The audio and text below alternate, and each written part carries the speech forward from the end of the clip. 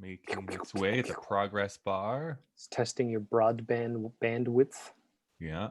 Oh, I see. Flat meeting is now streaming live on YouTube. What's the flashing? Oh, yeah, I see that. Okay, yeah, we're live, Dave. It does say live on YouTube. Wait, let me just touch. Is. I'm going to touch my screen.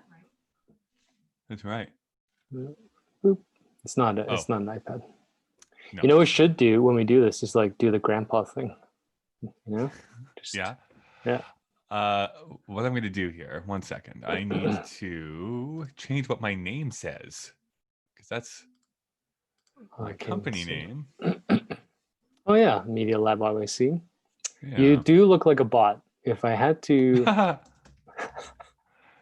is there feedback coming? Like, can you hear my audio or something coming from your end? Are you watching the YouTube live stream? No, nobody's watching the YouTube live stream. Oh, no, also, of course not, but no, I'm not. So if you're getting feedback, that's maybe on your end. Everything looks completely fine to me. Okay. Have you pushed? I think maybe it's just the people downstairs. I keep hearing something like talking or something like that. I think it's just my neighbors. Okay. Are you pushing record on your end? No. Okay. Push record on your end so your audio is being recorded. Oh. Okay. No, like your audio, just your audio, like what we do every week. Oh, yeah. I'm recording the audio. Yeah, I thought you were talking about live streaming. No. We just live streamed that I have no idea what you're talking about. I'm sorry that it's so confusing out here. All right. Well, for those of you watching on YouTube, which is 0 people. Thank you. Thank you for your support. Thank you so much. But what I'm going to do here, Dave, your few supporters online, I am going to send you this link. Okay. So paste that somewhere and share it out. Wow, that came out a little aggressive. I'm sorry. Paste that somewhere. Oh, like not right now. No, yeah, right now. Tell them to come and watch. How? Wait, what? On what? On the internet? Twitter. Yeah, or on Facebook. Whatever. I don't care. I have to type this shit? No, you just copy and paste it. I literally just onto what? I'm not. What do you mean onto what? I mean, like, share it out to your channels. Post it onto Facebook or Twitter. Okay, I need bifocals right now. I don't understand what you're talking about. So do you understand the words that are coming out of my mouth? I'm going to go onto the internet. That's a good first step. I don't know who, but I can't message people on Instagram unless I'm on my phone. Right, yeah. So do Twitter first. Twitter, am I on Twitter? So I have to copy this URL. Dude, that's like a lot of typing, bro. Hold on. Is there a way? Oh, I know. I can use the internet. Copy. And I can use Apple's interconnectivity. That's right. With Notes, for example. Except it might crash my computer. And then this is a 2011 iMac Air. MacBook Air. Okay. So now streaming live to you. I'm going to put a lot of apologies once I post this. Okay, so this is always the worst part of live streams for me because I have to somehow share this out, and I don't know how to do that. Besides, give me 5 minutes while I tell everyone what's going on. Oh, well, whatever. The machine is forcing us to live stream. Come and hear about the Green Mile. A live stream. Is there a Green Mile GIF that I can use? Did you say GIF? Son of a. Is there a Green Mile GIF? It's GIF.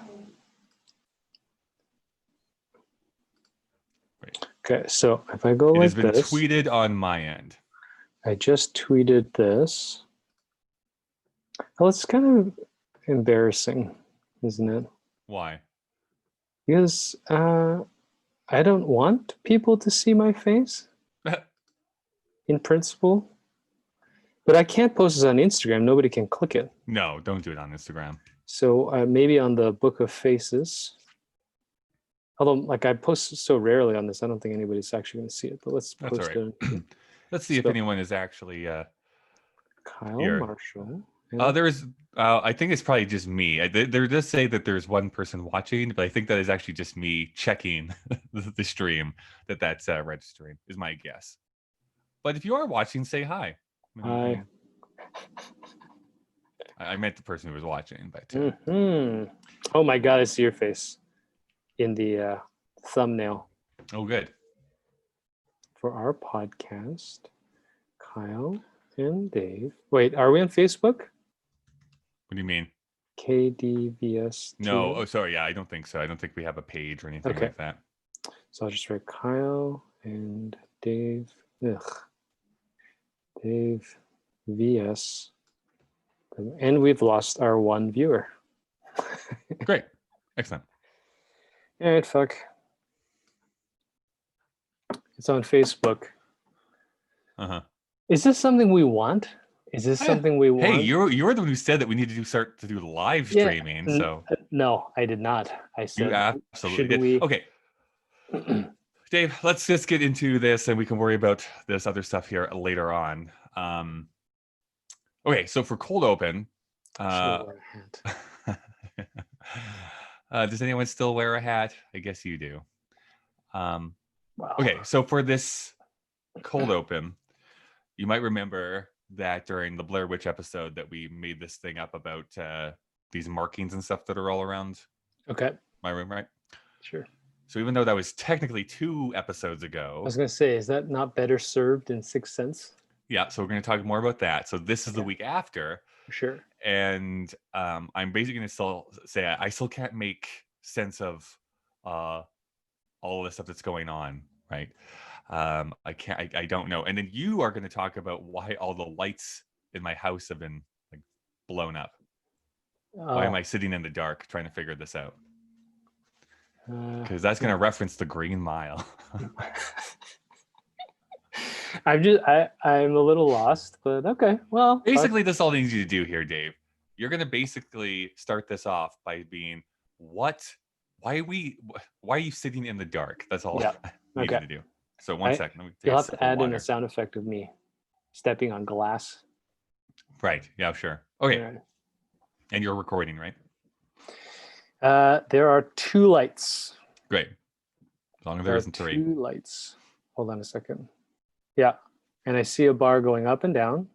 Although I could put my mouth on the mic. That'll peak for you. So you're welcome. Thank you so much. Yeah. Oh, you want me to just come in? All right, sure. Yeah. Should I start now? Yeah. Anytime, Dave. What's my motivation again? No, all right. Oh, Kyle, what's going on? All your lights are... Why are you sitting here in the dark? I can't figure it out, man. These runes, these markings are making me go crazy in here. I know that they mean something. This machine is trying to tell me something or hint at a future, a possible future that I just don't know what it is. It's interesting that you're trying to look at these markings in the dark. But I did pass by a prison cell. Is that a thing for you now? Yeah, that's new. That's new. Listen, I don't shame you about your kinks. You're not going to shame me about mine. Oh, that's really gross. Okay. Welcome to Kyle and Dave versus the Machine. My name is Kyle. I'm live streaming Dave. And this is the Machine, a podcast where a sentient machine forces us to watch movies in order to prevent it from initiating the apocalypse. Although we do tend to talk about the ideas of the movie rather than the movie itself. Today, as Dave just intimated, we are live streaming on YouTube. So, I mean, obviously, if you're listening to the audio format, this has been weeks ago that we did this. You missed it. You get to see where the sausage is made. You get to see how the sausage is made. Which Dave is one of us is a vegetarian. I'm not going to say who. Oh, wow. So it's not even about the sausage we make is disgusting. Yeah. Have you ever had broccoli gristle? Ugh. Oh. Anyways, this is a thing that we're going to be trying out for the next few weeks. So if you do want to go to our YouTube channel and be notified when we are going live to talk about these films, you get to see all the mistakes we make. We get to see all the stupid stuff that's you're a perfect human being. Anyways, before this podcast goes as long as the movie we're going to watch this week, let's talk about The Green Mile. Dave, I think where we need to start off is to ask two things. One, what your relationship is with this movie, but also I kind of want to know what your relationship is with Stephen King. Well, it's been a while since I was on death row. I Mm. mean, 1930s. That was a good decade for Probably me. would have been a great time for you back in the 1930s. Yeah, America really did well with Asians in that era. Oh wait, sorry, are you Asian?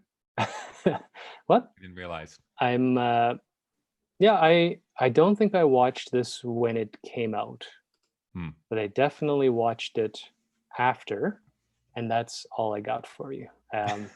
You do recall watching this movie then Yes, before? yeah, I have watched this movie before. I And this was did watch it. positive feelings, negative feelings?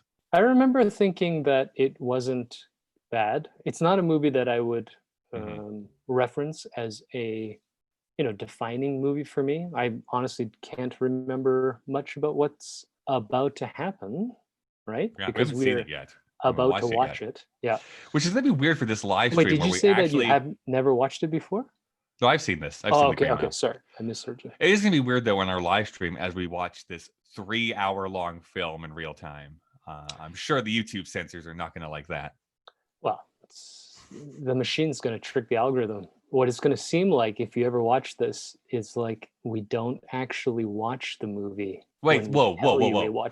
No, I'm just saying it's the machine. It's the machine. Yeah, it's all this wibbly wobbly time stuff that he does. As far as Stephen King, he and I do not have a relationship. I never read any of his.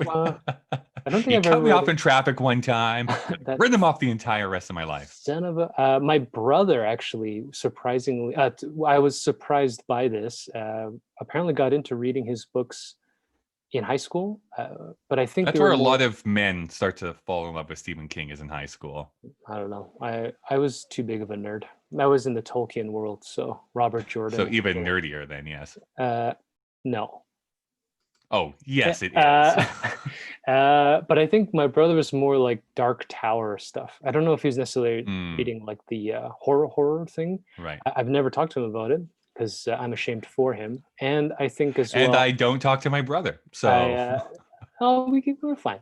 We're fine. Okay. No, and I didn't even know this was a Stephen King adaptation until I wrote some of the backstory of this. So next time I do text with him, I'm going to ask him if he's been to the Green Mile. I mean, I should just break in here too, and that former guest of our show, Jen Hall, is saying hello, friends, or hi, friends, in the chat here. Wow. So we do have one viewer right now going on, which is nice. Jen is staring into our soul. Into our souls. Yeah.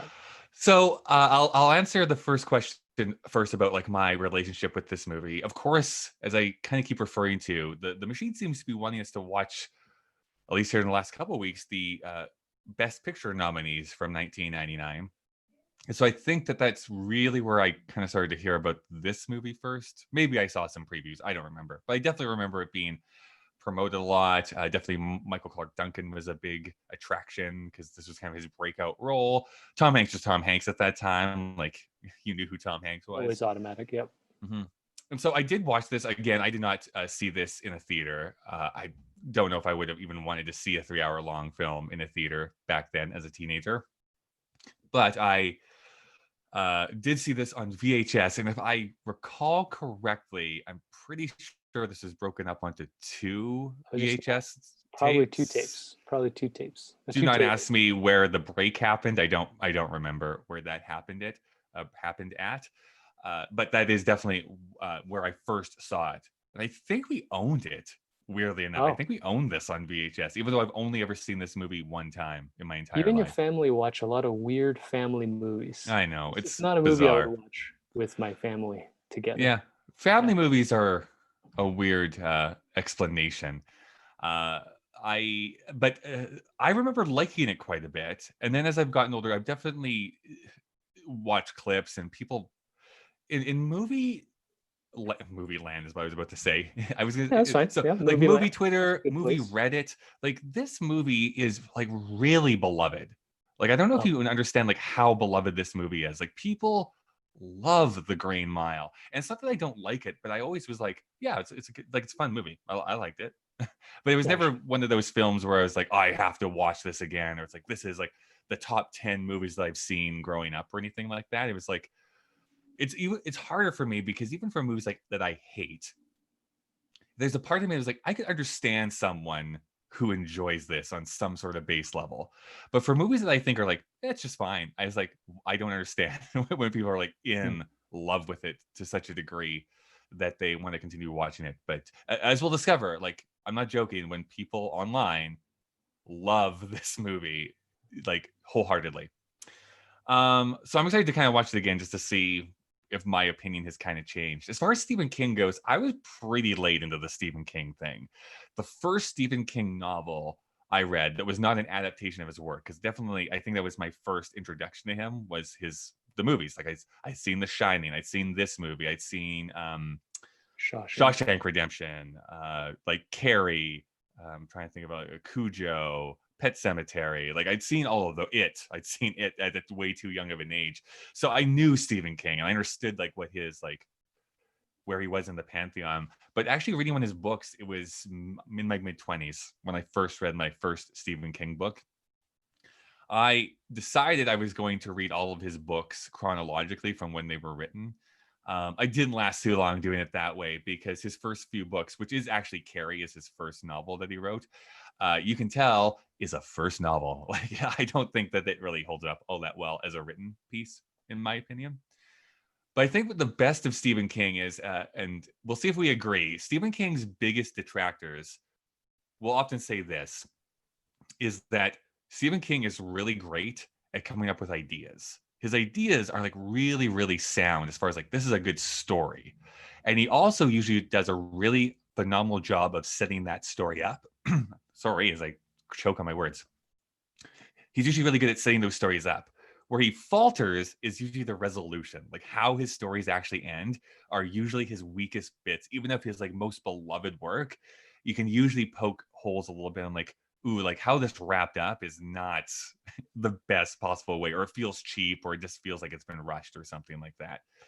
But anyways, that's kind of my 2 cents on Stephen King. There's stuff that I like. There's stuff that I really don't like that he's done. But I do enjoy his, I don't know, most of the stuff that he's doing. I will give this as a pitch to people. He wrote a nonfiction book called On Writing that I think is phenomenal for anyone who wants to actually be a writer of any type of thing, whether it's nonfiction or fiction. Because I think he actually gives some really great advice in that. He wrote it. I don't know if you know much about Stephen King's life, but he almost was killed in a car crash. And when I say killed in a car crash, I mean he was walking on the road and someone clipped him from behind and like broke his legs and like flipped him a few times and he almost died. But during that time of his recovery, he actually wrote this book and talked about his recovery from being like taken out by a car. And it's like, here's what I think people who want to be writers should do. And some of those ones were like, you should write every day, but you should read every day and other such things. Anyways, I think it's a great book. I think everyone should read it because it gives some really cool advice and also talks about him a little bit too. Jen is saying The Green Mile is a wonderful movie. I listened to the audiobook on several cassette tapes from what I remember. Hashtag old. So I can understand that too. Going back in time to listening to books on tape when they were actually on tape. Jen's going to not enjoy this episode of Kyle and Dave. No, I'm just joking. It's not going to go that poorly. I'm sure we'll have nice things to say. I think I'll have nice things to say, but let's not belabor the point. Let's do this. Let me go thank some sponsors. And then when we return, we'll be talking about The Green Mile. This is the part where I talk about sponsors, and I don't have any in front of me, so I don't know what sponsors I'm going to do. We'll be doing this in post, so have fun as we discuss this in post. The magic. The magic of editing. The magic of editing. Dave, what in the most no, let me do that again. Well, Dave, what do you think? In the most non-spoilery way possible. I think we texted this to each other when we fictionally watched this at the same time, but Tom Hanks should have been the first person to win an Oscar for urinating. Best urination. Okay, I thought it was gonna take a while to get to this point, but I have to tell you, this is my.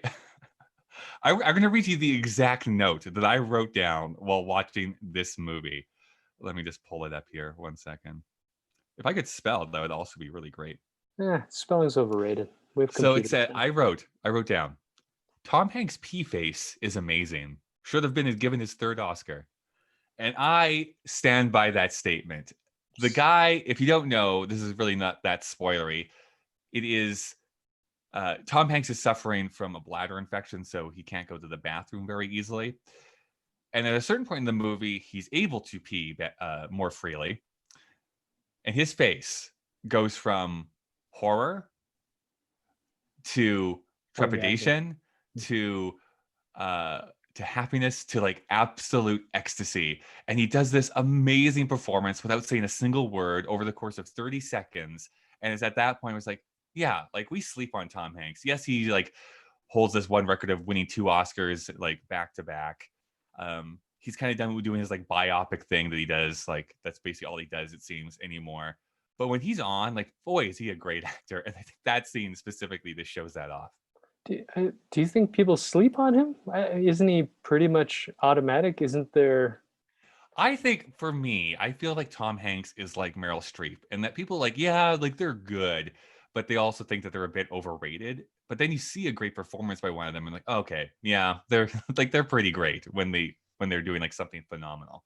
I always think about Tom Hanks starting off, dating a mermaid or like on a volcano, and then depicting someone dying of AIDS or urinating, freely. He's got range, man. I actually say like a few years ago, like whatever you thought about the film, there's the Captain Phillips, and there's a bit of a meme now, like I'm the captain now, right? Everyone says that. Tom Hanks was not nominated for Best Actor for that role. I think he was robbed. Like there was a moment where he has a mental breakdown at the very end after he's rescued and he can actually show emotion again. That is so raw and is so good that I was mad that he wasn't nominated. I don't know if he should have won, but I was so mad that he wasn't at least nominated for just that performance alone. It turns out he's got the Emmy and the Tony. So I don't think he won the Tony. I think he was nominated for a Tony, but I don't think he won. I thought I read. But he has an Emmy. He has an Emmy and an Oscar. We'll back check it.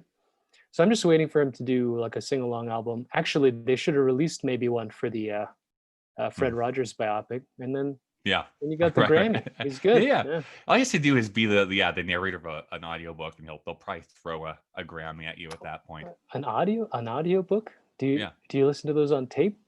Yeah, I actually enjoy listening to all my recent novels on 29 cassette tapes. And I flip them back and forth. I like the A side and then the B side. That's a reference that many people will forget. And then I rewind them with my pencil. Pencil rewinding is a key trait. That's a skill set. Okay, so I mean that's the P face that we're talking about. But overall, like what are your feelings on the movie itself? Yeah, the movie happened. It was 3 hours long. There are a lot of great. I mean, this is a huge cast. There's so many recognizable people. There's some phenomenal actors. There are some phenomenal actors in like a 3-minute role on screen this entire movie. I'm like, whoa, why did you get this like amazing person to only be in this thing for 3 minutes? Yeah, we got to see racist Lieutenant Dan. Anyways, and I think for me at the end, I got a little distracted with the magical mystery tour of the whole thing. I understand how the sort of principal plot device is this mysticism that's behind it. I have some thoughts about what this might have been, sort of drawn from, but I think at the end, I don't know, I felt fine. But again, like I said at the beginning, this is not a movie that I count in a personality forming experience. I feel a little bit benign. It was fine. I thought it was fine. I didn't fall asleep. And there was definitely some physical cringing. Cringing because of something bad or because you were invested in the film? Look, yeah, I got invested. It's quite brutal. There is a scene that I think is still like gruesome in like modern day standards, where I'm like, Jesus, like I can't believe this is going this far. Because it was so long ago since I actually watched this movie front to back, let me tell you, I completely forgot about the framing device that's in this movie. Basically, like the beginning and very ending. I'm like, I do not have any recollection of this part of the movie whatsoever. And I think you could cut it out completely and not lose anything in this movie. And actually, I think make it better, personally. I think I don't know. I hated those front and end pieces, personally. I think they're just there to drag the movie down. And I think there is a very specific point in the movie that is a catharsis that happens. And for me, it's like, yeah, like that is the end of the movie here. So let's like, run the next 10 minutes, wrap all these like loose plot threads up and get out. And instead there is 32 more minutes of movie after that event actually happens. I'm just imagining you with a stopwatch, like in, just timing like, no, the movie's over. Let's see how long this fucking thing. And it is a manual stopwatch that I'm using. I'll agree with you. The one sort of thing that I will add is I think they did a great casting job on that old man, because when they flipped back in time, I was like, that old dude could be Tom Hanks. Yeah. Aside from that, I forgot about it as well. For American viewers, I guess, and I also like, particularly at the end, it was like they're just really clawing. Maybe it is really back. Particularly at the end. It's like, okay, like I get it. Like we don't need to like belabor this point. Everybody's dying. Let's move on. Yeah. I actually think like when this movie thinks that it's being like super profound and stuff like that, it's kind of at its worst. And I think it's at its best when it's actually having the characters interact with each other and drive the plot forward. Because I really do think like when this movie is good, it is really good. Like there are certain sequences and moments in this I think are phenomenal. And then it kind of just gets dragged down. That being said, I will also say this is a movie that essentially leaves every Chekhov's gun fired. Do you know about Chekhov's gun? Do you know that phrase, what that means? No. Anton Chekhov. Is it Anton? Anyway, Chekhov was a playwright, but he popularized this idea that if you see a gun in the background in Act 1, someone needs to fire that by Act 3. So if you set something up or bring a piece of important scenery or something, or someone says something in the beginning, you kind of have to pay that off later on, or people kind of become frustrated with your art. Now, I won't necessarily say I believe that every single time, but for most people, they use that term like, hey, something was set up or mentioned or seemed to be like super important this character was saying. We need to have like a little bow wrapped up on that by the end of the movie. And this film basically does that for every single thing that it mentions. If they mention a room or an object or a place or a person, all of those become important. They all intertwine and they all have their endings to all of those things. So I think that they were very consciously, and I don't know about the book because I didn't read the book, so I have no idea what has been adapted, taken out, changed. But regardless, I think that they were able to make all of that work really, really well. So those are some non-spoiler things. Let's get into some background for this movie, shall we? We shall. On the presumption that I did the work. Yeah, right. Okay, so The Green Mile was released on December 10th, 1999. A bunch of movies came out that day, but the two major ones were The Cider House Rules, which was directed by Lasse Hallström, written by John Irving, starring Tobey Maguire, Michael Caine. How do you say it? Michael Caine. There we go. I'm practicing, working on it. And Charlize Theron. Oh, Charlize Theron. However, also released that day was the seminal film classic, Deuce Bigalow, Male Gigolo. Directed by Mike Mitchell, written by Harris Goldberg and Rob Schneider, starring Rob Schneider, William Forsythe, and Eddie Griffin. Talking about being robbed of Oscars that didn't even make the award list. Yeah, how did this not even get like Best Original Screenplay? Come on, Academy, wake up, sheeple. What's the point? So this is here you're going to start to hear about how much the regular public loves this movie. It is currently rated 8.6 on IMDb, which puts it into the top 250 films of all time on their list. 61 on Metacritic. And over on Rotten Tomatoes, as of 135 critics, it is rated at 78%. And with the public, 813,753 users. It is at 94%. 94? 94. I'm pretty sure that is the highest rated film we've talked about. 94? 94% on Rotten Tomatoes. Like 94. Yeah, that's what I mean. Like, that's how much people love this movie. They adore this thing. At least the people who would log in and announce that they asterisk the people who are actually using Rotten Tomatoes and blah blah blah, the people who want to do it. I mean, the critics liked it too. I think that their biggest criticism was the length a lot of the time, from what I could see. But 8.6 on IMDb is like phenomenal, as like most films don't get out of the 7s or 6s. So to have it be 8.6 is like pretty high on IMDb as well. It is available on DVD or Blu-ray. You can buy or rent it on iTunes. You can also rent it on Google Play or YouTube. And it is available to stream in Canada. Here we go. On the Stars app. Woo! Stars. Show me the money. Come on. Stars, $6.99 gives you a wealth of entertainment opportunities. In fact, if you like the year 1999, you might find your favorite film among the stars. I don't understand why they are not paying us yet, Kyle.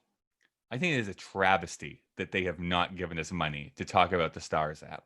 If we could afford lawyers, we should be lawyering up at this point. Yeah. If we could have food, groceries, and also lawyers, man, would we be very litigious. Its budget was $60 million for this movie, which I will say, it looks like it. Isn't that the same as Runaway Bride? I think Runaway Bride was even more, to be honest with you. Slightly more. But this looks amazing. It looks like $1 million, right? Okay. $60 million, I guess. It opened to $18 million.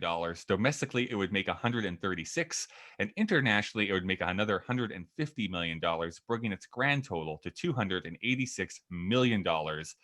With inflation, that would be like if they had made $447 million today.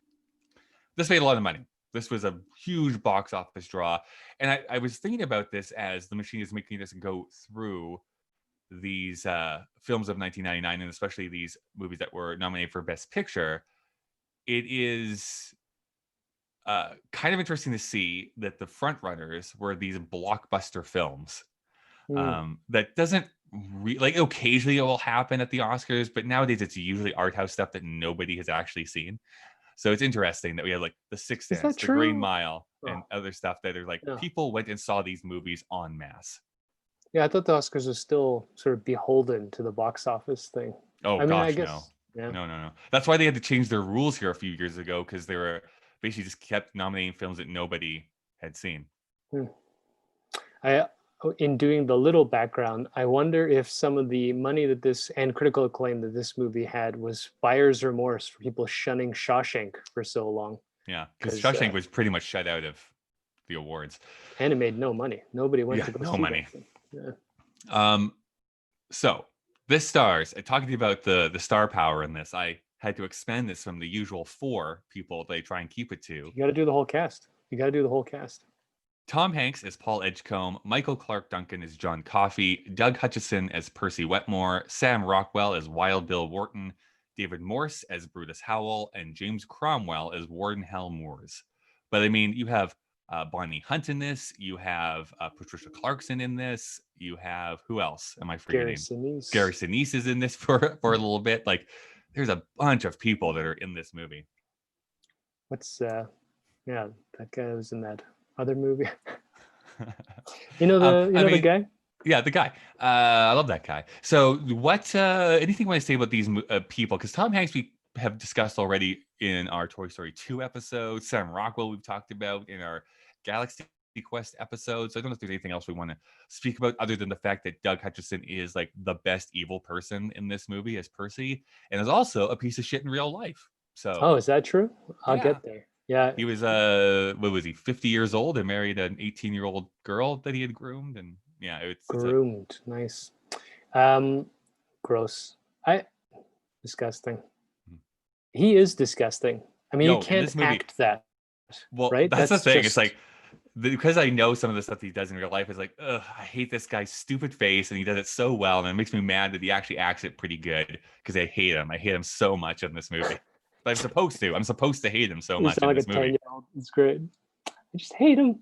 I hate him so much. I couldn't stand to look at his face, and I was waiting for his comeuppance, and then, I still talk about in this spoiler alert. Spoiler I mean, alert. I could on loop watch Tom Hanks slap him across the face. Yeah, well, I love that part. Yeah, the scenes of the between the guards were great, and I don't know if we're gonna get into the movie, but there's some moments where I really enjoyed it. But by the end of the movie, I think it got a little off track because it got kind of weird.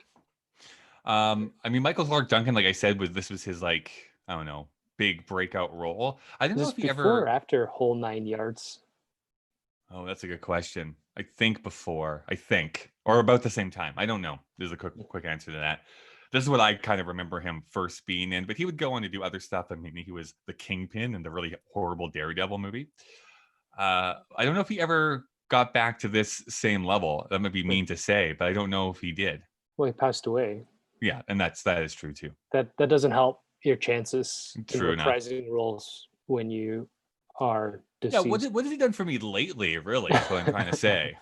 Yeah, we got deep fakes now. I mean, I'm pretty sure we could put him into something. No, that's inappropriate. Yeah. I will say this, like David Morse and Barry Pepper are like two examples of like, this is also going to sound way meaner than I mean it to be.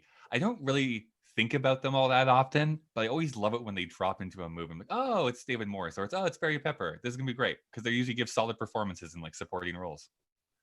I was watching this movie and I kept thinking, I'm pretty sure I watched a TV show or something with David Morse, maybe as a lead, that I really liked, and I couldn't name you what it is or whether I'd even watched it. Does it even exist? Who knows? He was a pretty big there was a huge arc that he portrayed on the TV show House, where he was on for like 8 or 9 episodes. Where he was like I didn't watch House. Villain. Yeah, he was like a big villain for like 8 or 9 episodes, which was kind of cool. He was a big man, so I could see him being a big villain.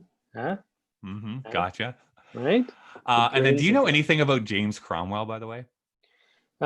He's in a lot of movies. He was Farmer Hoggett in Babe, of course. That's where a lot of people know. He is like a super far left hippie. Like, if you ever listen to interviews with him, like, he is so like would basically walk around in a burlap sack and barefoot if he could. I'm pretty sure is the kind of guy that he is. And he's British. He's one of those British people who you think is American, but he actually isn't. But, yeah, I don't know. I don't know much about him. I just know that he's got a very thin face. He's another guy who can go like swap between like really evil and like very kind, depending on what you want him to be. Yeah. This was, of course, written and directed by Frank Darabont, based on the novel by Stephen King. Here's a quick history of Frank Darabont. He wrote the really good, in my opinion, Nightmare on Elm Street 3 Dream Warriors. There is some really cool special effects and makeup stuff that goes on in that movie. He also wrote the remake of The Blob in 1988, and then wrote some episodes of Tales from the Crypt and then Young Indiana Jones. But then he started making a name for himself by adapting Stephen King books. That's basically the 3 movies he's directed have all been Stephen King books. So he wrote and directed The Shawshank Redemption in 1994, this movie in 1999, and then The Mist in 2007, which is another brutal movie to watch, which I happen to like quite a bit. But there's a lot of non-fans because that is not a happy movie. It ends pretty dire by the end of that movie. His big thing is that he helped to develop the TV show The Walking Dead. He wrote a few of the scripts and was the showrunner for the very first season before being fired from that show. Word on the street is that it was in part because the network wanted to reduce the budget, making twice as many episodes for 20% less. Which is why I think that the show turned to complete shit in season 2. Or maybe it was. I don't know. That's my bias. I never watched it. Yeah, sorry. If you're going to watch the first season, and then I think it's awful. But again, I stopped watching halfway through season 2 because I was like, I can't with this. As far as getting into directing again, like there's no announced projects going on right now, but he does own the rights to 2 other Stephen King stories, The Monkey and The Long Walk. Do you know anything about either of those stories? No, they sound offensive. But lay it on me. Yeah. Let me just go off on a quick tangent here. The Monkey is whatever. You know those like little dolls that like clap the cymbals together and then usually do like a quick somersault, the little monkey thing. That's what it is. It's basically the monkey had, what is it, like a curse or something like that. Anyways, whenever he clashes the cymbals, someone close to the main character dies. That's kind Good. of the Yeah, gist. it's It's I don't think it's that. I mean, quality writing there. Yeah, I know. I mean, I'm sure there's a good movie to be made of that. I don't know. It's not my favorite. It's whatever. The Long Walk, however, is one of my favorite stories. I think there's some really cool things you could do with it. Especially you could comment on a lot of stuff that's going on in the world right now. like This was very long walk. Like how many kilometers? If you oh had to gauge, right? well, here's the spoil the Long Walk here.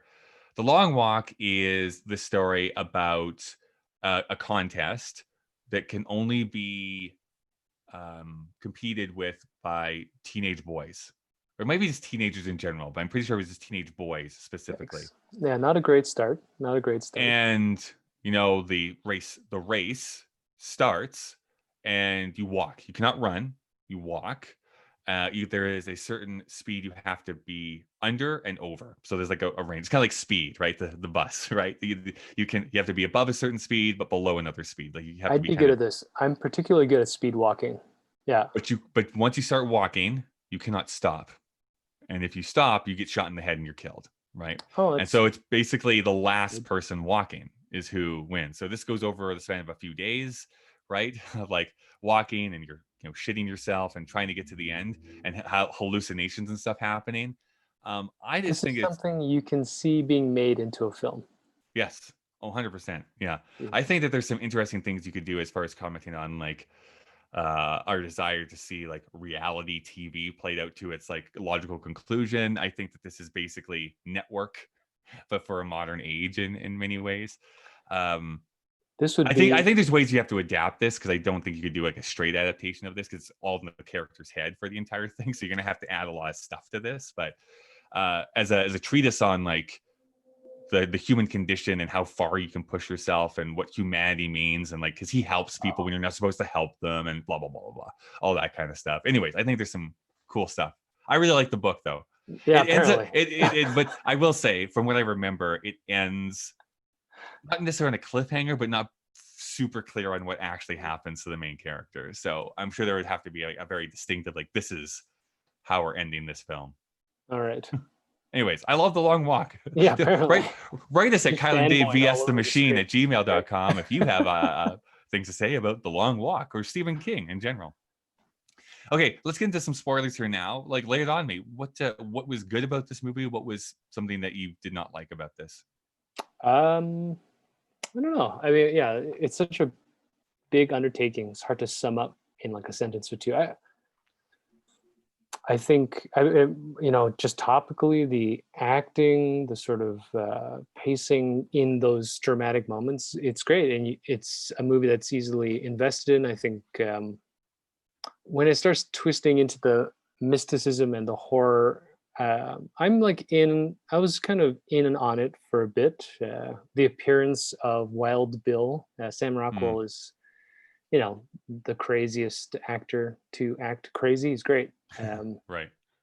But I don't know. I think when movies stories delve into this almost like topical Christian ideologies of like true good versus pure evil, and I start getting a little caught up in my head over analyzing whether this actually has any true meaning or if this is sort of this polarizing American cultural tendency to just be like, there's something really good about life or you're like the fucking devil and there's no in between. Yeah, I mean, I would say that that's a pretty fair criticism of Stephen King in general. I think he comes down on this kind of like that, where it's like you are either good or you are evil, and not sometimes a lot of middle ground on that. So I find that his villains are usually like the most depraved people on the planet, and his like protagonists are like virtuous and like always stand up for the right people and stuff like that. So I think that's completely fair. The other thing though I find that goes through a lot of Stephen King's work, you see it in this movie, you see it in The Shining, you see it in a bunch of other ones, which is a lot of times there is like this defining moment in your life, and then you are judged by the author.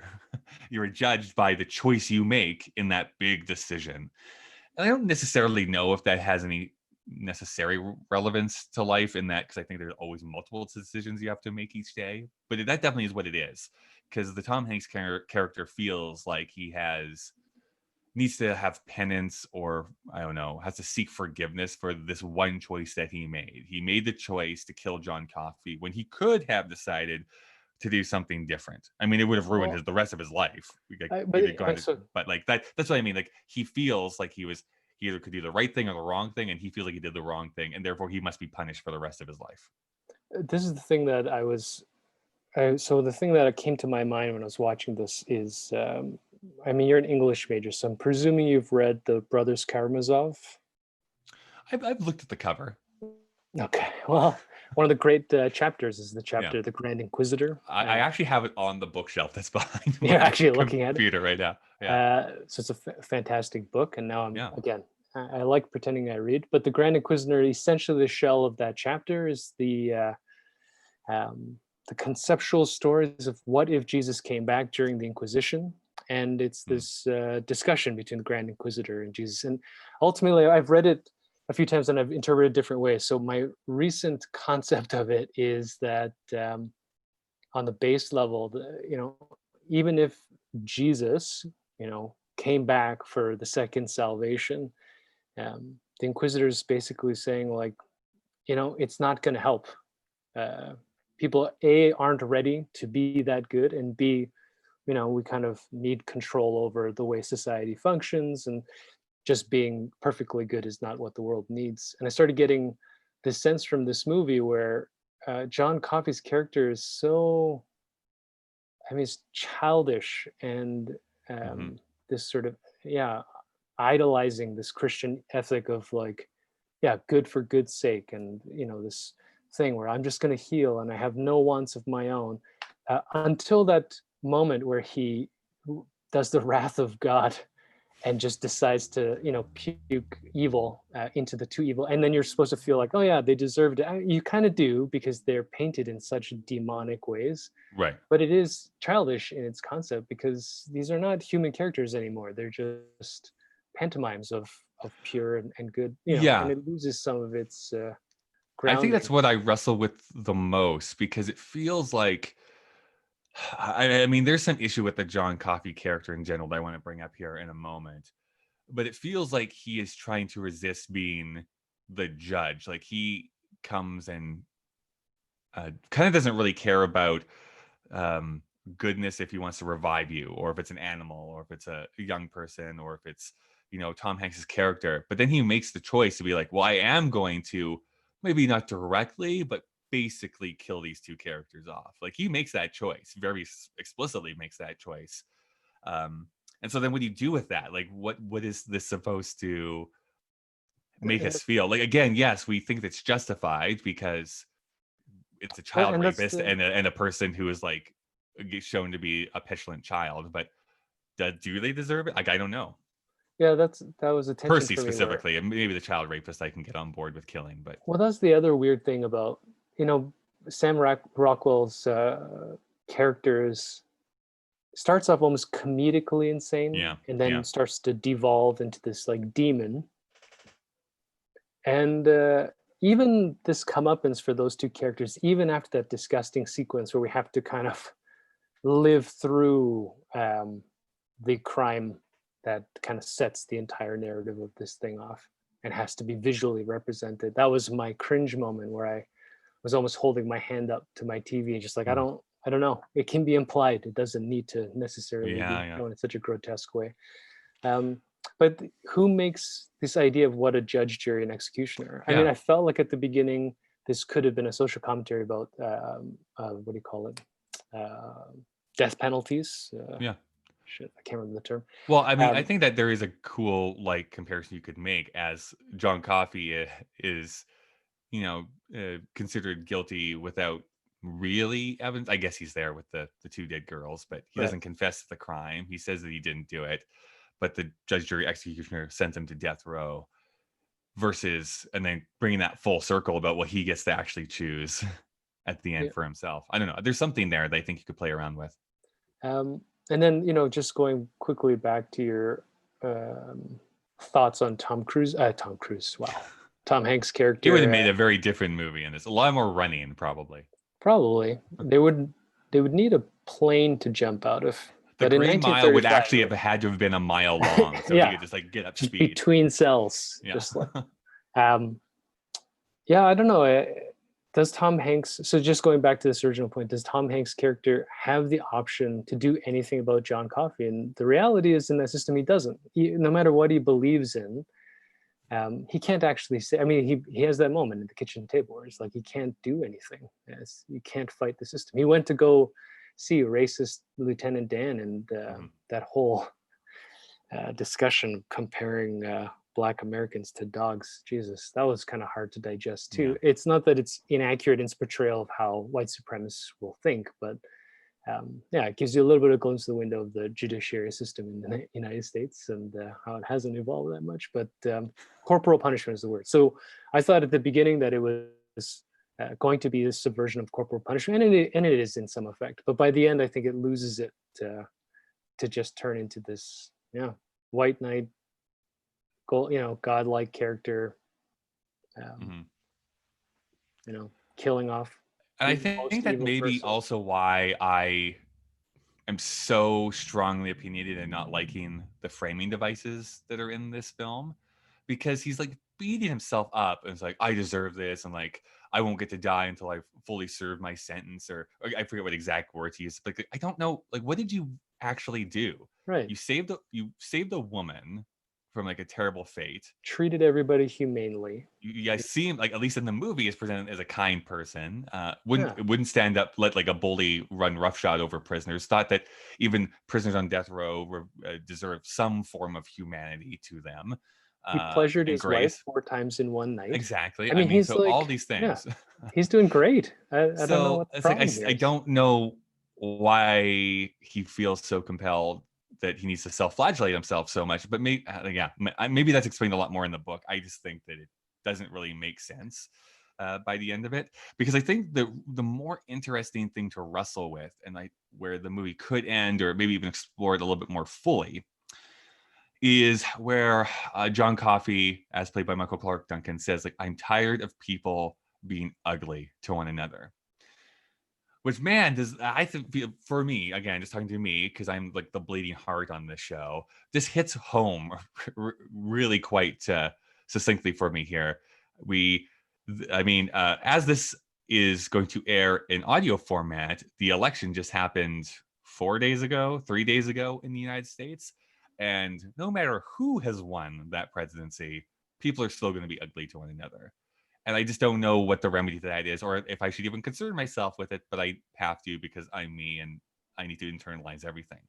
But I think that there is that concept. There's like, why do people need to be ugly to each other?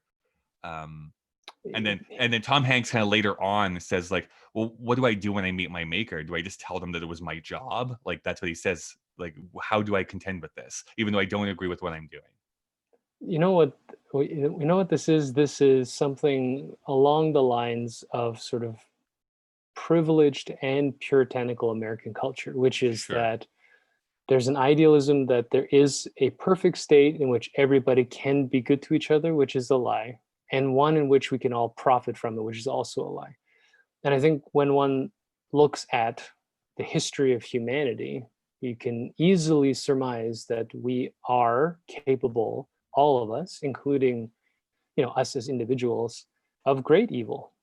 And if there is a missed mark in this movie, and again, it's unfair to kind of put this on this movie in a broader philosophical context, so to speak, because it's a movie and it's a story. So, why the fuck do I have an opinion about that? But, if there were a thing to pick at, if you were going to Dostoevsky this thing, it's that notion that,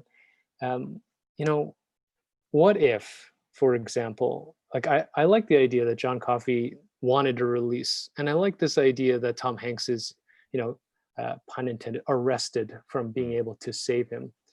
But what if the suffered fate of these evil people is simply that they have to live, die in Wild Bill's, whatever his name is, Billy the Kid's fate. He was going to die anyways. Mm-hmm. Whether they liked him and he was shitting and spitting on people or not. Why it had to be such a graphic, violent, and weird sort of vengeful Old Testament shit. Plague that cheapened it for me. And maybe you have to do that even to frame a 3-hour movie. Never mind a 120-minute running time or etc. But there's this assumption that the world is simple and that you are either good or bad, and that these decisions are binary. I mean, this is the whole, I think, preface of polarization in politics, that you're good if you're red, you're good if you're blue, and it's total bullshit. Like, you need to be, if you recognize that you can be somewhere in the middle all the time. I think that's where life actually is. And when people get upset about these things, I think it just reflects more of a naivety, where it sounds so judgmental, but we just want to believe that things can be nice, and they can be, but I guess, like, going back to one of Tom Hanks's other roles of Fred Rogers, who by all accounts was like a complete saint of a man somehow. I do sometimes compare myself to like the best of the best sometimes, where it's like, oh, sometimes I have petty thoughts and like get mad and angry and stuff like that. And I look at those people who seem to be able to live a life of grace and niceness and stuff. It's like, could I actually do that? Or would that me just be putting on a role? Does niceness and doing that, is that something that's just innate in people, or is that something that they put on until it does become part of them? And I don't know if it matters. I don't know. Like, I just, where I come on that. Where we're kind of dancing into is the sense of idolatry, which is that, if you look at Mr. Rogers, should we worship him as let's say in the Christian rhetoric, as a Jesus figure? So we see this depiction of him, and he does seem to have no flaws, and he helps everybody. Is that who he actually is as a person? No, it's impossible. It's impossible to think that he didn't have darkness in him. Whatever he did with it and however he existed, who knows? I mean, there's that other adage, right? Like, history is written by the victors. So, we look at Gandhi or Mother Teresa or all of these people that we want to pay homage to. They are not nice in all aspects of their life. It is not human. It's not human to not have flaws. Where we get into idolatry is that we pick this one thing and then we want to worship that one part of them and then think that that's the best. So, for example, a key thing that I learned is, I read the Steve Jobs biopic, or whatever you want to call it. Yeah. And you think that this is what everybody should aspire to, this genius, this free thinker, but he's like the biggest prick. He's awful. Yeah. Right? Yeah. He's dehumanizing. And essentially, I mean, this is unfair a bit, but he killed himself because he was so egotistical. He refused to even listen thought he to could other people's. Right? Literally, he could by sheer force of will kill cancer. Yeah, basically. well, with fruit. Yeah, with fruit. Yeah. But why do we worship him and his company and his products and his vision, right? By the way, iOS 14 just came out, and you got to be bleeping all that, yeah. Or Apple, you can also send a check to us, and then we'll say nothing but good things about Steve Jobs. I was thinking, Dave, a couple weeks ago you said that Steve Jobs is an asshole, and I don't think that's right. And, you're right. I've changed my mind. It has nothing to do with these brand new laptops we're with. Yeah. But, I guess that's what I'm really thinking of here right now is the type of art I'm consuming and watching. As we're recording this here, just last week at the Emmy Awards, like Schitt's Creek basically swept the awards. First time this has ever happened, where all 4 acting categories, directing, writing, and best show, best comedy in this case, got every category it was nominated for. Never has never happened before. But what I enjoy about that show and what the acceptance speeches kind of alluded to was the fact that, like, hey, isn't it nice to have a show where like kindness and niceness is celebrated instead of it being like this is a weakness in people? And I agree. I mean, again, it's not like I want every single show to be the exact same thing. And sometimes I want to be in that mood for like a dark, gritty tale. But it is interesting how not very often outside of maybe even children's programming, and sometimes not even them, that this idea of being nice, giving back, working on yourself isn't celebrated. It is not seen as like you can't make entertainment from that choice. I've just been thinking about that a lot here for like the last week. Yeah, we've brought it up actually many times, as our rabid fans will know, Mhm. who have been consuming our content. Jen had to log off, by the way, so we are streaming to nobody right now, but Uh, this will well, live in perpetuity on our YouTube channel. for our millions of audio subscribers, the cynicism of movie making and critical sort of response, and I think we both kind of allude to post 9/11 sort of culture shock. Hmm. Um, yeah, we've lost that sense of wonder, and I think maybe I'm just being an old man about this, like in my day, but I think I rewound tapes with a pencil. which is the only way that Mhm. one should consume their media, right? Physically. That sense of wonder where, for example, like if you watch Star Wars, the first one, I mean, I personally, like And Empire, by the but first one, we mean episode the 4. fourth one, right? Yeah. No, the first one, and Yeah. fuck the rest of that whole thing. No, but where you just get a couple of good guys, they go through trials and tribulations, they win. In that case, what's great about it is they suffer a great loss too. It's not like they're just these perfect people. They're kind of annoying, and then you leave the theater and it's just a movie. It's not a statement about culture. You don't leave having to have a coffee shop French discussion I about the think you existentialism. just made about a quarter of the internet just super pissed off. Well, yeah. What do you mean it's just a movie? I speak Wookiee. So you're like, actually, yeah, that part I've never understood. Like, I'm a nerd, right, Kyle? Yeah. As we've learned, but I'm not a nerd. I like separation between that, right? Like, I got upset with the Lord of the Rings movies because they weren't accurate enough. But I don't read the scripts in the books, and I don't know how to decipher runes. I wanted 1.5. I wanted 90 minutes of complete Tom Bombadil. Okay. I I needed would, that. right? And I thought to myself, there's no way Tom Bombadil could be in this movie, but just a nodding acquaintance, just a nodding, like a nudge that he exists in this. Just his head poking out from behind a tree. Hey guys, and then back. Or just leading him on, to the first battle. Or you just have Frodo every so often. It's like, oh man, remember that time we saw Tom Bombadil? Tom's sweet. Yeah, how's that dude doing, man? As they're Yeah. smoking their pipes. No, I don't know. Yeah, now we need grit. Even like you said, even in children's programming, there needs to be an element of not just cynicism, but like so-called reality. And I think that's a polarizing reality. There's politicized a little bit. There's marketing involved in that, and it's poisoned the well a bit. We still enjoy stuff like to your point, not just Schitt's Creek, but we're both loving Ted Lasso. And Oh man, talking about like that's even a great example too, because that's all about. How did someone phrase it? I saw someone on Twitter phrase it really nicely. I'm going to paraphrase, but essentially, like whatever the opposite of toxic masculinity is what Ted is. He's not afraid of being like he's a male. He likes like quote unquote male things, but he doesn't think that being nice is a weakness. And in fact, he's in on the joke a lot of the time when people like call that out. He's like, I'm okay with that. Fine, if that's what you think. I'm still gonna be nice to people. And that's yeah, and the depth. Not to go too much on Ted Lasso, and leave the Green Mile, but what's great about that and Schitt's Creek too, this sort of satirical but wholesome writing, is that nobody in the Schitt's family is supposed to be likable, Mm-hmm. right? They're all supposed to be yeah, at least not at the beginning. I think they grow into that niceness, but and that's the thing about kind-hearted comedy, which is that there is insight to begin with. You design a character. So for example, the inverse is true of Ted Lasso, where you're just like, oh yeah, this guy's a complete rube, but he suffers a lot, and turns out he's pretty woke, and he's aware of what he's doing, and it's intentional. Anyways, we're so far off. We're not even talking about so. No, I mean, well, to get back, How do we there's just come a few back? things. How do we get back? Well, there's a few things I just want to, just to finish that off, because there's something that I noticed that I never noticed before. Just to talk about like that very ending where John Coffey breathes the flies into Percy's mouth, and then Percy goes down and then shoots Wild Bill.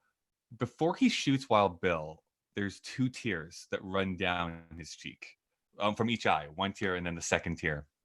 And I never remember seeing that before. Granted, it was one time like 20 years ago, but still, I thought, oh, what an interesting choice. I don't know if that was Darabont's choice, whether that was a performance choice. I don't know, but it seems like what he was about to do is not of his own volition necessarily.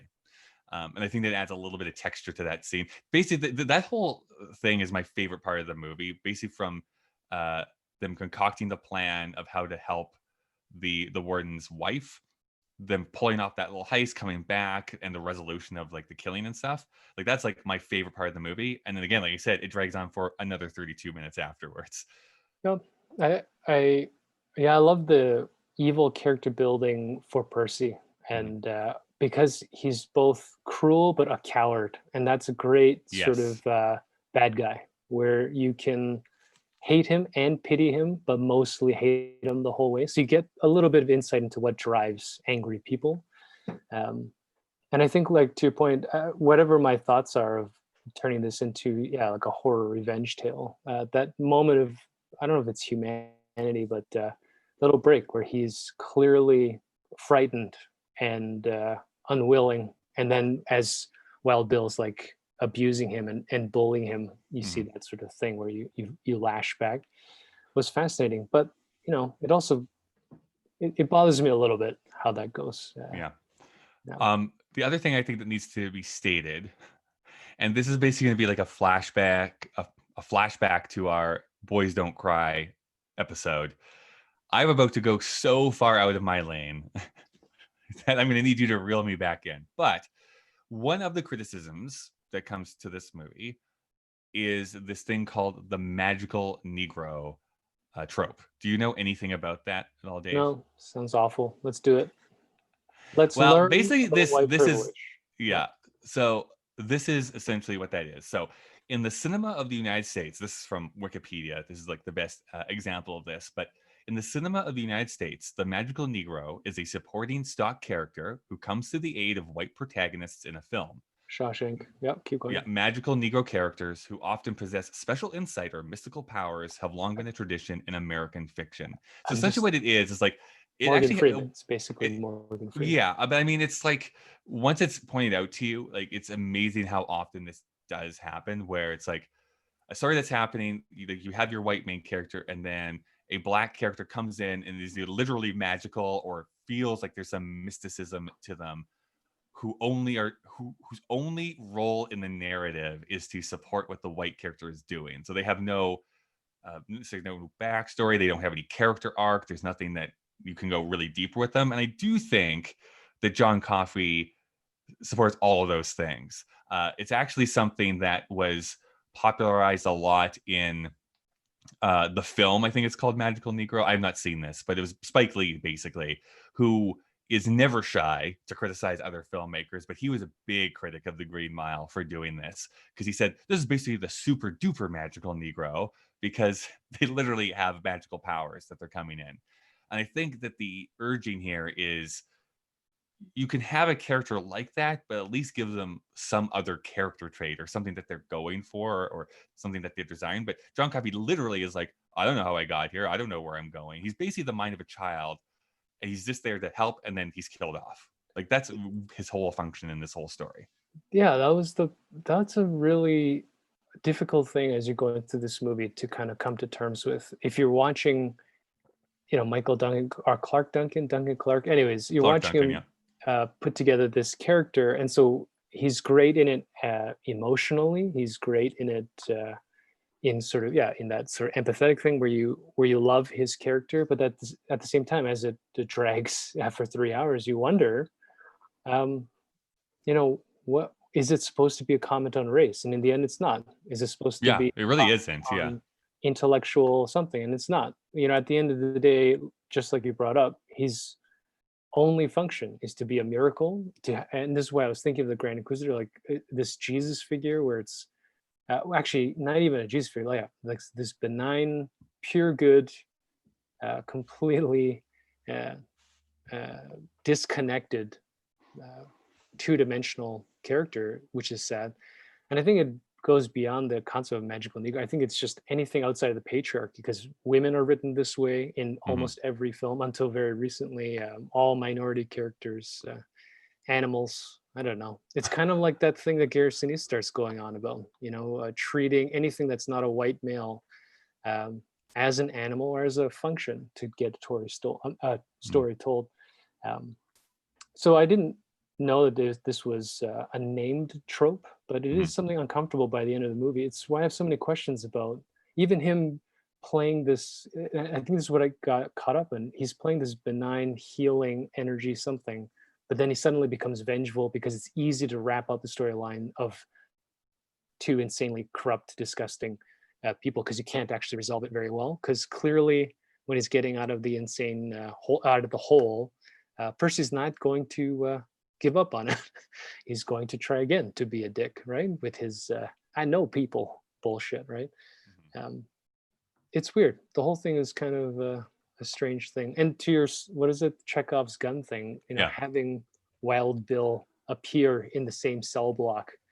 Like something bad's gonna happen eventually. Yeah. But also to bookend this idea of the false imprisonment of John Coffey is it's overly convenient. I mean, I understand how it's important to kind of like, absolve John Coffey from the true nature of whatever crime he was accused of, but it comes off a little bit cheap all of a sudden when Tom Mhm. Hanks has to relive this moment. You're like, yeah, I mean, it's horrible, of course, but it had to be this guy who appeared at this time. John Coffey's going to kill him with bugs. It started Yeah. getting far off the rails by the end for me. Two things just very quickly, as you said them there. One, I always thought the bugs looked cheap and bad. I never liked the effect. Even back in 1999 or Yeah. 2000 when I saw this the first Odd time, choice. I was like, Yeah. it was bad. Because I'm such a Broadway fan, I do have to bring up the fact too. The other character that gets like violently murdered in this because of Percy's choice is, of course, Dell. Is it Dell? I'm going to say that this Dale? character's name is Dell. But anyways, Michael Jeter is the actor who plays them, who also had a career on Broadway, won a Tony Award for a show called Grand Hotel. And look up his performance at the Tony Awards in 1990 to see like how much range this gentleman had, because he is basically made of rubber and can dance like kind of crazily. Like Then going to like this Louisiana Bayou guy who did they ever say what any of the prisoners are in there for? I don't recall them ever. Like, I'm assuming they killed someone because that's probably what you're going to go to death row for, but they never That's actually physically say like what they're actually in jail for. I think that was the part that hooked me in at the beginning, is this idea of treating humans humanely, regardless of whatever is going on in their life. And then the feedback loop they get by these apparent killers, rapists, and murderers being humane in their last moments. And that goes off the rails pretty quickly. But, there are some real moments in there where, they do some great psychoanalysis about bullying and about toxic masculinity, which is the catchword right now. And even bro culture, what stays a little bit of Fight Club action, right? Like what stays on the mile, right? What happens at the mile, yeah. Yeah, what happens in the mile stays on the mile, that kind of stuff. But yeah, anyways, so you never, quickly to your point, you never know what any of these people do, as far as I can remember. Here's some other notes. This quick, we don't really have to discuss any of these, but I just want to mention them as we round out the episode here, which is this is the second time we saw Jerry Springer on a television set this season. Do you remember the first time? No. Austin Powers, where he actually fights Jerry Springer in the studio audience. The other thing I wrote down is, thank God I don't have to wear a shirt and tie for everything anymore. I just watch people in like the 30s like change a tire or like rip apart that room. I'm like, I would hate to have to be wearing a shirt and tie to do all that stuff. There were so many moments where I was kind of having you faced with all the handkerchief blotting. Every moment they're just blotting their faces from sweat and smell and getting spit on. And that was a different generation. And that's still a very hygienic one compared to the generation 50 years before that. And the generation which spawned the high heel shoe for men, which is when sewage ran down the streets of London. That's right. You just walked on the poop, but the rich people walked above it. Oh, that's of where course. We are. Their fascination with the mouse originally, as it's running around the prison, basically proves to me that everybody gets bored at work, because it was such a great example of being like, oh, let's just like play with this mouse for half a day and figure out what's going to go on. Because I've been there on certain jobs. There's like, I have to do something for like the next 3.5 hours, so this might as well be it. I also think, because I hate mice and am terribly frightened of them, that Percy has a point of killing the mouse. So Well, I didn't feel so bad when he stomped on it, to be perfectly frank. This might be, that's your farmness. Mhm. I'll give you this That's quick farm anecdote. wisdom. I'll have you know, farm wisdom. Well, it might be. Helen and I had a townhouse in Scarborough, in Tirana, in Toronto, and we actually had a mouse appear one day. And so the two things that happened is I learned that I'm pretty squeamish. Like I thought I would be brave and catch it. So we bought these. They're called like humane traps, and essentially I learned Right. Yeah. first that mice love peanut butter, not Oh, sure. cheese. 100% they do. Yeah. Which I didn't know that. So we put the peanut butter in the live trap. But what happened was, because I didn't realize how light mice must be. Oh. So the trap had closed. I didn't notice. I came home and Helen was with me. And I was like, I don't know if it's in here. And I opened the trap and it jumped out. And I screamed. I was like, oh I'm literally covering my face. That freaked me the fuck out. I can't do it. If you want to see me lose my mind, that would be have a mouse jump at my face. And I would. And it's not, they're more frightened, and then we caught it again. So I did. Whoa, what a stupid mouse. You would think I would have learned the first time. I don't know how to audio describe, the pinch finger, fearful holding of the trap. But I drove it, maybe a kilometer down to release it. I drove it to Windsor and I just threw it out the window. I drove it a kilometer down to free it in nature, which is basically the next subdivision of townhouses. So, it's their problem now. So, yeah. So the farm wisdom, should it have died to prevent the next colony of mice? I don't know. The answer is yes. But hopefully, a city owl or a trash panda had a great meal that day. Although I don't wish ill on any mouse, but I do. Circle of life. On every single one of them, I wish ill. Lastly, I always like creative swearing in movies. I just think it's so lovely. When the warden, after like the horribleness of Percy not using the wet sponge and like that whole like gruesome scene, I love the warden coming downstairs and going, "What in the blue fuck?" A quick note on that note on patriarchy is the horror of a brain tumor causing his wife to use language I had never even know she knew about. And he's just like, well, fuck, man. Like, people fucking swear. Like, Get over it. It was weird, though, right? So what? She has a tumor. No, I actually thought it was even more hilarious when you actually see her later on. And I don't think this one was even all that bad. Like, really. No. I was expecting, like, Exorcist, I guess, level stuff. And all I got was like pig fucker. I'm like, all right, whatever. Yeah, I did a lot of. Who's been called a pig fucker by their wife before? Come on. I mean, they did a good makeup. Patricia Arquette, when you first see her, or Arquette, Jesus, when you see her first in the wheelchair and she actually looks, emaciated, and then in the bed where there's a horror element. She's like disfigured even, but that was. I mean, I know it's 99 and it's depicting 1935, but if you're going to take the filter off and you're going to suggest she's using language that you didn't even know a person should know, you can do better than pig fucker. Just call me. I'll give you some notes. I swear all the time. Yeah, sure. I'm good at it. Well, the machine has told us that we need to wrap this up here then. So thank you for the one person who checked out our live stream here tonight. This is something. Yep. We'll do this a little bit more often. So if you do want to jump aboard the train of being notified, yes, you can go to our YouTube channel. You can just type in Kyle and Dave versus the Machine into YouTube and you will be able to find our channel. Subscribe to it and it will be notifying you when we do go live. You could call it hopping on our Polar Express. No. To listen to our Toy Story? Absolutely not. No. You can also get in contact with us if there's comments, suggestions, irritations that you have. Kyle and Dave vs the Machine at gmail.com. You can send us correspondence that way. But we have contact information is also valid for Stars. That's correct. For Apple. Yes. Yeah. Let Stars know that they should be a sponsor on this very show.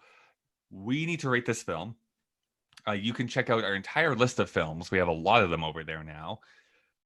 And you can do that on our Letterboxd page, letterboxd.com/KDVSTM. And KDVSTM is also our 2 media handles on Twitter and on Instagram. And I will throw out there one more time that if you want to help us for free, because you can also support us over on Patreon, but for free, you can go to whatever podcast app you're using and give us a rating over on there. Dave, what would you rate this film out of 5? Quick interjection. Relevant today? Oh, to ask that question, I think that there's enough. I do think that this is. I wish that there was a 2-hour cut of this film somehow, or at least a 2-hour and maybe 10-minute cut of this film. But the high highs, I think, overshadowed the low lows for me personally. Yeah, I don't know. I don't think that this is a particularly relevant movie anymore. Now I'm going to get some straight internet hate. Oh yeah, because again, I told you, people love this movie. Like they love this movie. Yeah, if you 94%ers, yeah, if you can imagine me on audio giving you the finger, flipping you the bird. I think that's honestly what the super rich should do. Just go outside and be like, fuck the 94%. Well, those two assholes did it with their machine guns. No, okay, yeah. let's get at it. Rating, I think I'll stay in a solid 3. Yeah, 3. Mm-hmm. I mean, it's a good movie, but I think for the points we have outlined in our very, very most distracted episode of all time, I don't resonate with it that well. But I'll give it a 3. Yeah. I am more positive on it. Like I said, like the stuff that I like about this movie, I feel like in the future, if and when I jump back to this, I'll probably just fast forward through the stuff that I don't like and just focus on that middle portion, which I think is lovely. I'm giving it a 4. It's a solid 4 for me. Like Tom Hanks, if you ever listen to this, I will give your P face a 5. Yeah. Again, should have won your 3rd Oscar for P face. I mean, if you haven't seen it, just Google it. There has to be a GIF of it, or GIF. What am I supposed to say? I don't know. So that means that it averages out to 3.5. So that's what this movie is going to get. Dave, we have a tie, a 4-way tie here, in fact. So with 3 other films, it is tied at 3.5. I'll go from the top to the bottom. That is The Mummy, Girl Interrupted, Three Kings. Where would you put this movie in relation to those, do you think? Oh, Mummy, Girl Interrupted, Three Kings. Three Kings. On rewatchability, I'd put it at the bottom. Okay.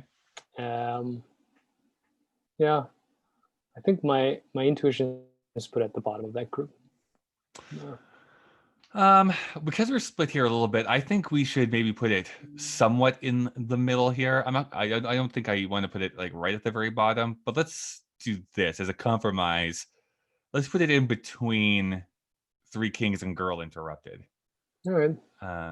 And then because I want to. I don't have any other big special reason for it. Who's the captain now, right? Who is the captain now? Okay. We should have prepped more Tom Hanks references. Apollo 13. I don't know. I got nothing. Do we save Ryan's Privates? No, let's not.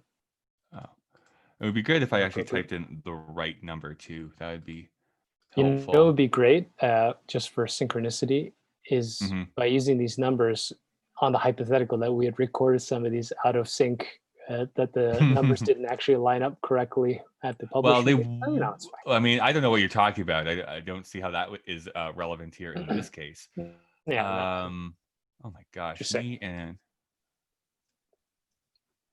Okay. So entering our list at the number probably 19 position, although currently it's the 18th position, but probably is actually number 19, is The Green Mile. Woo-hoo. That's right. So we should probably find out what we are reviewing here next week here, Dave. Let me just push this little old button. And if I had my document ready. So yeah, we are definitely going through the Best Picture nominees. That's what this machine is doing. And so next week, we're going to be watching Michael Caine in The Cider House Rules. Have you seen The Cider House Rules? No. That's just a flat no. I have never actually even been interested in watching this film, to be perfectly honest. And I have been told it is a movie that was, nominated for Best Picture, but is considered one of the worst movies nominated for Best Picture. I cannot wait. I don't know. I don't know if that's true or not. I don't know if What that's we'll true or need to not. do is we'll need to find someone to suffer through that with us, There's because nobody out there, literally 0 people in the world that are like, you know what I want to do? I want to watch the Cider House Rules tonight. you know what would be even crazier is if that hypothetical person chose to watch this movie. Yeah. Yeah. I don't know what you're talking Spoiler about. alert. Cliffhanger. Yeah. A Stephen King ending.